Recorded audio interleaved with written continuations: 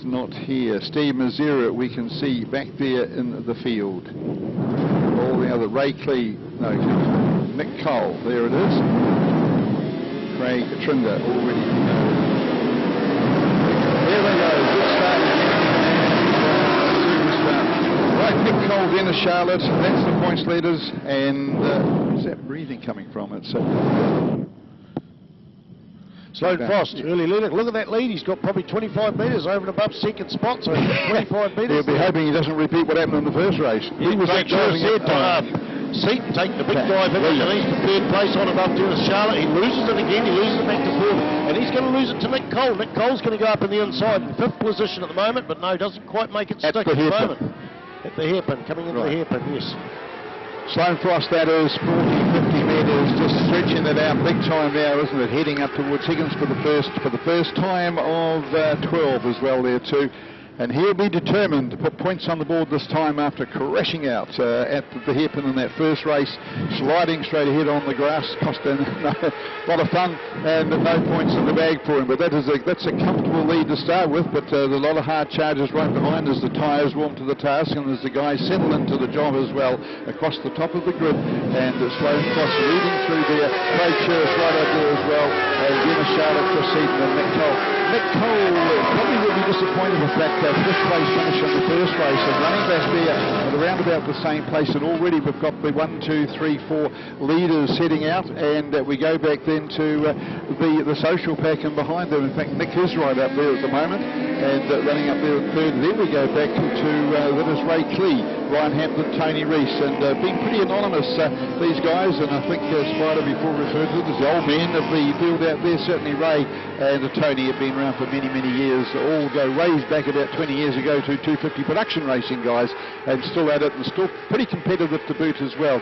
But at the moment though, it is ex-motocrosser Sloan Frost, and again leading out, and that is Craig Church that's hunting him down there now. This could be between those two. Then we go back to Chris Seaton, the Australian, in third place at the moment, under the Honda banner, behind the tyre wall. We just lose sight of them as well there too, as they whip round. Seaton's down to fifth, it's down to Charlotte. Is that Charlotte? The Kawasaki Regional Race. And then Chris Seaton was earlier on, further up. He was further up there as well there too. 8th, followed by Ryan Hampton there.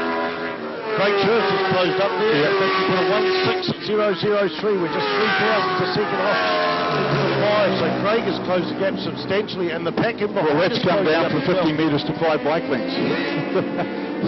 now he wants to put the pressure on Sloan Frost at the hairpin and see if he remembers that. Pulled out the last race, had a broken master cylinder. Was that what it was? Yeah, broken master cylinder back. But it's all on again for the lead. There's about 2 bike lengths in it. We've got Suzuki, then it goes down to Suzuki, Kawasaki and Aprilia.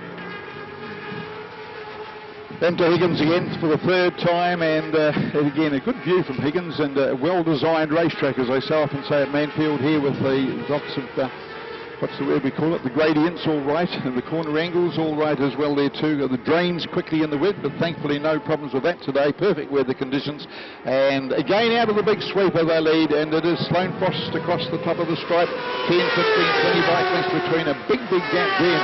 We go back then to Dennis Charlotte, and Nick Cole sitting in there as well there too for the first time, and the Chris Seaton behind them. Then we go back to the social pack behind. Nick Cole slipped down to fifth place. Now he's on a stock of bike here where he picked up the Superbike blew up in the qualifying session. As I say that, he's diving up on Chris Seaton into fourth place, but doesn't quite make it stick. So it's still Frost out the front, 4 to 5 bike lengths to Craig Church, who is the quickest man in the track. And down to third place, Dennis Charlotte, the last year's Suzuki Tri-Series winner. Down there to Chris Seaton and then Nick Cole. Big gap back there to Hayden Fitzgerald, followed by Ray Clee. And well, not surprising, of course, last year it came down to the last Superbike race at Wanganui, race 6 in the series, and when we look at the points table right now, every chance of that, in fact, every chance of it happening again here as well. It certainly hasn't resolved itself at all. That's the series championship, and this one, Dennis Charlotte, as we said before, rode the race of his life, an outstanding race at the cemetery circuit. To take the points and take the series championship. Nothing much going to happen. This Sloan Frost, we're looking for points for it, and all Craig Sheriffs is really doing is just keeping points from somebody else. Obviously enough, an opportunity for him just to stay basically match fit, because he'll be heading south in the first week of January for the round 1 of the New Zealand Superbike Championship. Previewing as well. So enjoying his racing, putting a lot of pressure on Sloane Frost as well, and Sloane knows he's there, and it is very equal Stevens as they go into both on Suzuki's, into and out of Team New Zealand Suzuki's, but that's a big gap.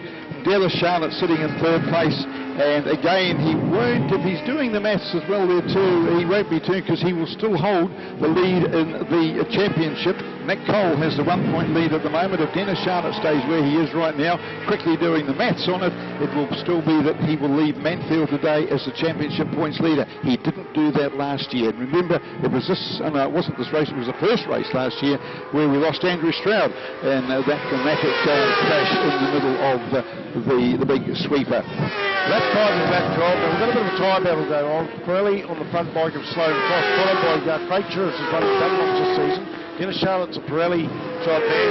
The seat's Pirelli, and then we go back down to Metzler on the big Kawasaki Red Devil Racing. You've seen how good these mixers were last weekend in the dry. Like I say, Cole is on the lead right here, so 3 different tyre bands in the top 5. 1, 2, 3 different brands of bikes as well. No Yamaha's even represented on the track with the Superbike Formula 1 racing here. And so tyres are mixed. I don't know whether they'll play a part, but Craig Sheriff still the quickest man on the track with a 1.6.110. In fact, it was his last lap. They both dipped into the 105s. It's marginally slower as Sloane Frost. So out on the track, there's probably 40 to 50 metres down the back straight. Both Suzuki's. Dennis Charlotte starting to make a break on Chris Seaton. Nick Cole's dropped off the pace quite a bit there. Nick Cole with the 106.995. He's struggled all day, Nick Cole, hasn't he? Struggled all day, yeah, on the B bike. Across the stripe they go, and got the one that was. It's all about points at the moment. The series leads into the last hop because of other people's various misfortunes, including Sloane Frost going down on the first lap of the restart, and yeah, so Nick Cole's consolidating points. He still won't be excited about all that. It's all about the series to a certain extent, but now they're going to go home and rebuild a bike. And Craig Sheriff tried to make the big dive up on the inside of Sloane Frost as he came out of the right-hander before the hairpin. It doesn't make it stick. He's tried that move a couple of times. Who can ever forget the amazing move he made at the New Zealand Superbike Championships on the final lap, coming into the bus stop at Timaru. He's the only person that could touch Bugden all season, and he touched it a couple of times, got a couple of race wins, but on the very last lap, dialed it up and just dove through there and took away the race win, one of the most spectacular wins he's ever had in New Zealand motorcycle racing in my mind. And of course he won a New Zealand Superbike Championship race here some years, about 3 to 4 years ago, had his first ever Superbike win in the National Championships. He's won plenty at Wanganui, second most all-time winner at Wanganui. So lap 7 of 12 laps, and still Sloane Frost. He's broken away a little bit over above Craig Sheriff. In fact, he's about 0.2 of a second with Charlotte's trying to reel him in, but doesn't really need to at the moment. He's not going to make it in the last 5 laps. I don't think it's too much of a gap. And of course, unless something goes wrong. Well, Chris Seaton's doing an outstanding job too on the Craig Trimble affiliate there. That's whatever problems Chris had with his bike. Hopefully that can all be remedied in time for Wanganui, but it's the Craig Trimble bike that he is on today, and still consistent out there, and the gap between himself and Dennis Charlotte. He could upset things just a little wee bit of Chris Seaton, but I don't think it happening. The gap's remaining pretty much constant. It goes between about 20 to 30, 40 metres, and then opens and closes as they ebb and flow, as they say, into and out of the corners on the racetrack. And Chris, it's about 170 metres behind now. That's a big gap to make up, and I'm sure Dennis Charlotte is not going to be easy to pass. He knows exactly where he sits on that points table, one behind the Nick Cole at the moment, and if it all stays the way it is right now, Dennis Charlotte will leave Manfield today on top of the points table, the defending SuzukiSeries champion, and that's the perfect way to go to the Silvertree Circuit at Wanganui on Boxing Day. So the first two, and it's been that way now for all the race distance so far. It's a race distance of 12 laps. They've got 3 to go when they come round across the stripe next time round. And Craig is whether he's got something in mind for that last race, and we've heard Spider talk about last race efforts in the past, and Craig hugely experienced as well, and it could all happen, but he needs to be a little bit closer than he is at the moment. That 20 metres or so is a bit far back. Craig, Dennis Charlotte still sitting on the number 1 bike for this series, pretty much comfortable, clear. I'm just trying to find out where he, oh there he is over there, well clear of that gap. Remains pretty much the same as it did last time. Was round back to Chris Seaton on the Craig Trinder Aprilia, and then further back there, all on his own down the back straight, as well as Nick Cole, a long way further back then to Ray Clee and Tony Heath and Ryan Hampton, even further back there, half a lap behind, in fact, half a lap behind.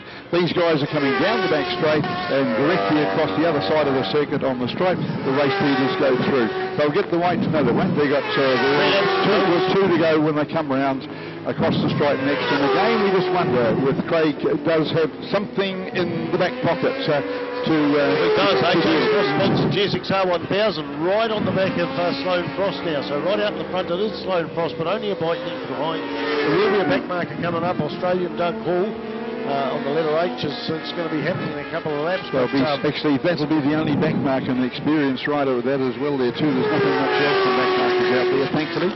We're always fearful of a little repeat of last year, but not to Sloane Frost, Craig Sheriffs, Dennis Charlotte, followed by Chris Seaton, Nick Cole, Ray Clee, Tony Rees, Ryan Hampton, Steve Mazzero, Phil Lovett on the letter P. 28, David Hall, one of the surprise rides last weekend where he got a third in the Formula 1s there. David Hall, followed by Sophie Lovett, just past Richard Taylor, Dwayne Bishop, Adrian Cox, and Douglas Hall. Nathan Fitzgerald's out somewhere along the line. I didn't notice that too much. Nor did I either. And there. Same with John Levitt. White flag will be out next time around. So 11.5 back markers are going to catch. There's 2 in front right now. They'll pick up those heading up towards Higgins and just out of Higgins as well. Goodness gracious me, this is a repeat of what we talked about last year. Where will they pick up the back markers? We asked. And of course, they haven't the Pepsi sweeper, didn't it? And we know the result of that, and we know the result of that now as well. So bike length for 2, a little bit more, a little bit less. And again, this has been an outstanding ride by both these 2 guys. That's why there's both of them. There's 2 of them. Into Higgins they go. Back markers ahead, and they're going to pick up the back markers heading into the Pepsi sweep as well. Let's hope it all works out right. Sloane was part of that big mix last year as well too, and he's probably thinking to himself, deja vu, here we go again. But this time round, he is actually leading. He can set the pace. He can make the big decision, and they'll get the white flag when they cross the stripe. Back markers ahead of them as well too. And which way do they go? How do they thread the nicely done. Sloane through, Craig right in behind him, and now we see if Craig Sheriff's got something in the back pocket. He's trying very hard, no question about it. Lost a bit of drive there coming out. What he had, he went in too tight. That was it. Sloane took the fastest line around, and that was Craig again. He might have made, out of making himself a little bit of Toyota, might have made a wee bit. It's too early to say it cost him the race, but he's going to be trying, and thankfully there's no back markers ahead that will get in their way. That's his outstanding stuff. The last lap of 12 it is, and the second of the Suzuki Series Superbike races, brought to you with the compliments of Suzuki New Zealand. And into Higgins, and just think when they meet up again at Wanganui, in fact they won't meet up again because Craig's not going there.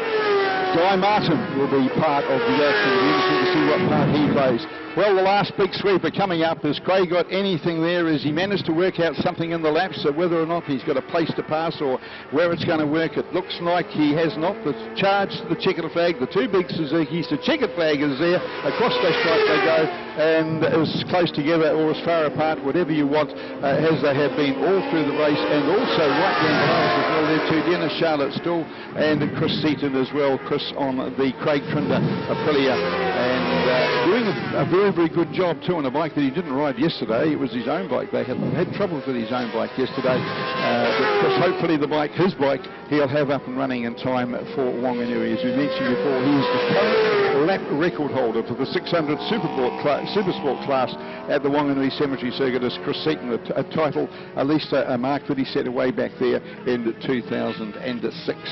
So there it is, Sloane Frost at long last, staying up in a Formula 1 race, and started the day well.